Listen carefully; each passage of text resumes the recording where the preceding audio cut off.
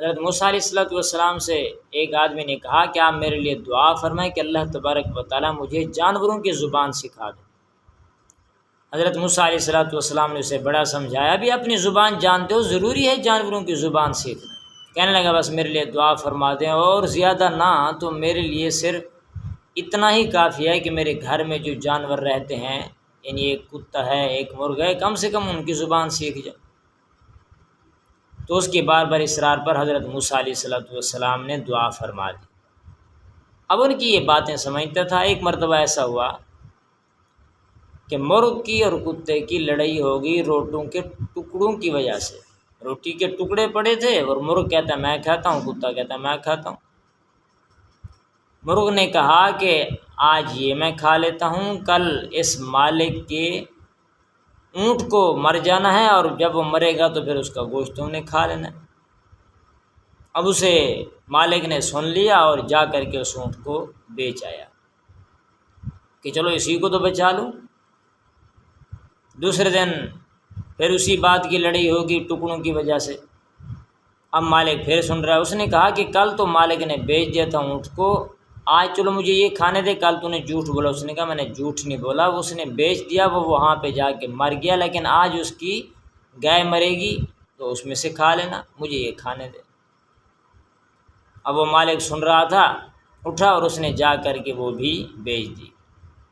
تیسرے دن پھر اسی ٹکڑوں کی وجہ سے لڑائی، تو اس نے کہا کہ آج پکی بات ہے کہ اس کا گدھا مرے گا تو اس میں سے کھا لینا، مجھے یہ ٹکڑے کھانے دیں۔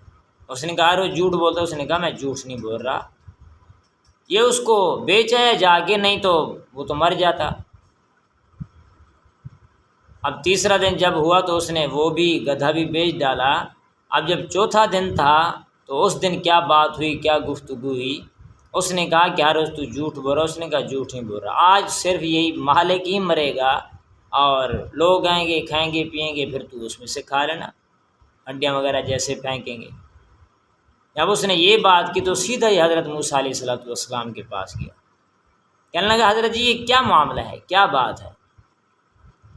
حضرت موسیٰ علیہ السلام نے فرمایا بات اس کی ٹھیک تھی، اللہ تبارک و تعالیٰ نے ایک مصیبت تمہارے گھر میں ڈالنی تھی، حکمت ہے اللہ کی، تو اس جانور پہ ڈال دی تمہاری وجہ، تم نے اس کو بیچ ڈالا، پھر دوسرے پہ ڈالی، پھر تم نے اسے بھی بیچ ڈالا، تیسرے پہ ڈالی تم نے اسے بھی بیچ ڈالا، آج ان کی مصیبت آفت تمہارے اوپر ہی آ گئی، تم نے جانا ہی آج۔ تو بہرحال کہنے کا مقصد یہ کہ اللہ کی حکمتیں جس کے اندر ہوں اسی پہ اللہ کی رضا سمجھ کے انسان کو خوش اور راضی رہنا چاہیے۔ یا اللہ آپ اگر اسی میں راضی ہیں تو میں بھی اسی میں راضی۔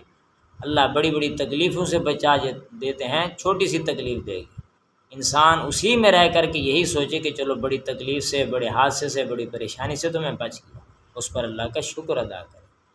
اس لیے اللہ کی حکمت بس وہی جانتا ہے، ہمیں چاہیے کہ ہم اعمال کریں، اللہ کی رضا پہ راضی رہیں۔ اللہ سے ہمیں عمل کی توفیق نصیب فرمائے۔ وآخر دعوانا الحمد۔